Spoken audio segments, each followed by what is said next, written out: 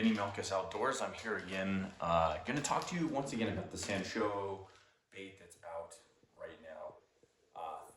For a limited time only through Yamamoto.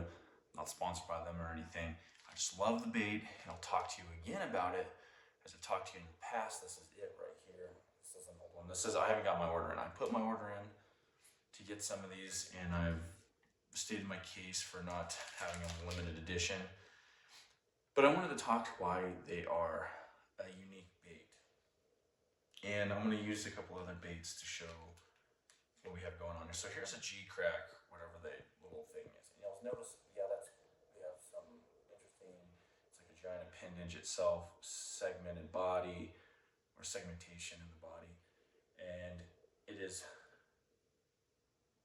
planar and sorts, so it dives around. It has its tail moves, all that jazz. That's cool. And there's a lot of baits that are kind of like that. That's one instance. This is excuse me, obviously derivative from a Japanese style bait. We also have, I'm not even pulling out the bandito bug. You can see this too. It's got a nice plane. It's round. It has a rounded body, and then perpendicular type. Their appendages have little places that help catch water. But you'll see that, right? This is what most of your brush hogs and whatnot, they have that same, which I guess I can pull it up. They have that same type of body, maybe a little more round. I like the bandito bug is pretty effective, and I think it has to do with some of this. It helps it glide as well, as opposed to some other baits that are more rounded. But and it smells good too. But you have these standard type flipping baits. And then you come across something like this, and you look at the Sanshouo, and look at this. What's different about this? Well, it has that flatter body. It's a little more flat than the average bait. There's a rounded front end there. But not only the density of a normal Yamamoto bait, like you have with the Cinco, is in that body. It's very flexible, and you can feel that weight on there. But you have these perpendicular appendages. That's one of the differences here. And the perpendicular appendages tend to catch water, and they flicker back and forth as this thing is moving, because typically you'd have a weight in front of this, either right there in front of it or maybe in a Carolina rig. I like having that weight close to the front. And the reason being is because you get quicker descent velocity on the bait, and it causes these appendages to react to that water movement. The key thing to me, though, is this tail. And this tail here, one, it's supple and soft. It has some density going through the midsection here. But this tail is perpendicular down the center of this bait. Now, what does that do? Yes, this bait is gliding, or the weight is taking it, and the weight is not always, going directly down center of this bait. Whether you're free rigging it, whether you're just straight Texas rigging it, whether you're Tokyo rigging it, one of my favorites. Excuse me. Even a Carolina rig, that weight is always going to be off center a little bit. As it is off center and it is falling, it causes this bait to roll. It glides, rolls. When it rolls, you'll notice in the water that this is exaggerated. What happens is this thing right here, as it's pulling this perpendicular tail against the water and some of the appendages. But the perpendicular tail against the water comes around and it rolls very lifelike. And let me tell you what I've watched fish react to this thing as with the weight just attached right here on the head. And this thing rolls and does this little tail whip. Moves around and dives, and the fish I've seen react to this while flipping and whatnot. It's pretty amazing. That is what makes this bait unique. I don't know why anybody hasn't come up with something similar with the suppleness, with the weight going through here, with a perpendicular tail. And these are the cut tails, almost like they had in some forms back in the day. Not that recently, they just discontinued those as well. Like I said, that weight's going off kilter one way or the other through tension or whatnot, and it's causing this thing to roll and glide. This tail comes and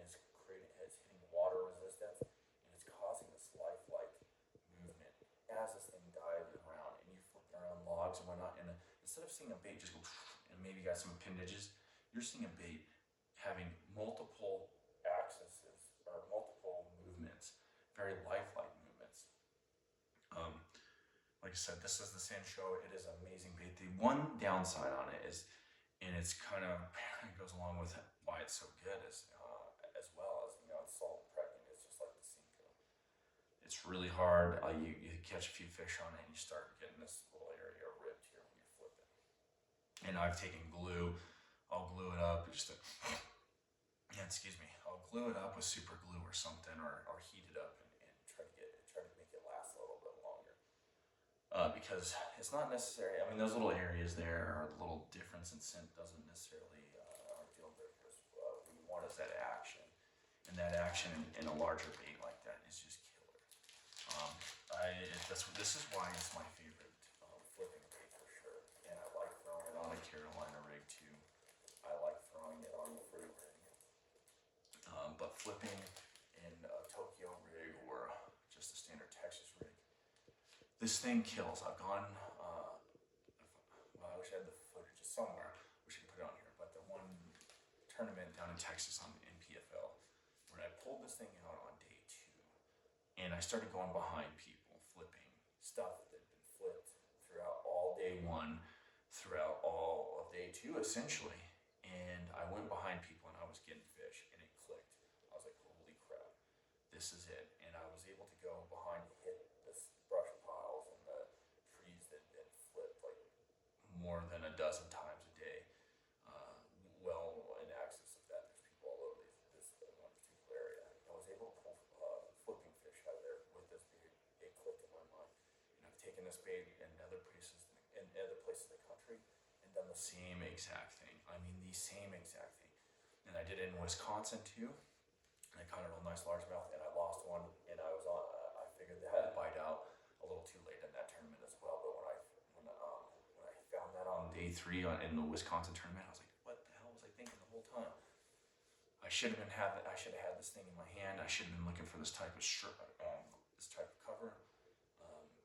And it bit me in the butt, but I found it, and I was like, and it worked. It worked from all the way from Florida to Texas to Wisconsin, and I brought it out here in the West, and I've used it as well. And then Bug Tosh, the guy that actually helped design this bait, has won tournaments off it in California. So what I'm saying is this bait has proven itself in a number of different techniques, or flipping, or darter head too, or jig head. This has worked as well. But this bait has proven itself throughout the country, and it just hasn't picked up the traction as it deserves. Because I think that a lot of people are really are into flipping a certain style of bait, and that's fine. That's fine. I just hope they keep making these, because I will flip them.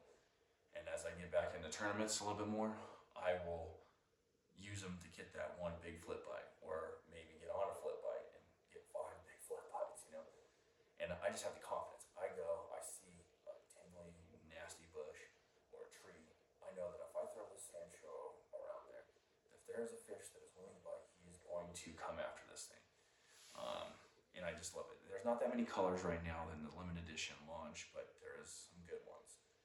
And you can't go wrong with picking up any one of those. It's got green pumpkins, they got the blacks and the blue, they got the couple laminate colors. I don't see anything bad. Any color that's bad, you can pick up any of them. It should be effective. You just got to put this in your hand and get the confidence to put this around some stuff. Even in, I think Bub Tosh, when he was winning, he was punching grass with it. Even there, this thing is good. I mean, it's an incredible flipping bait. And like I said, the design is it. How they designed this thing, or the perpendicular tail to the body, the dimensions of the body itself that might allow you to glide. I mean, an amazing bait. But anyway, I'm going to leave you there. This is why I like the Sanshouo. I guess I'm a salesman for it, even though I'm not sponsored by them, but I just love the bait. And in fact, I was going to buy molds for this bait. I even offered to buy at one time when they first discontinued this. I tried to contact them to get if they would sell the molds, because I would love to. I wanted to continue this bait,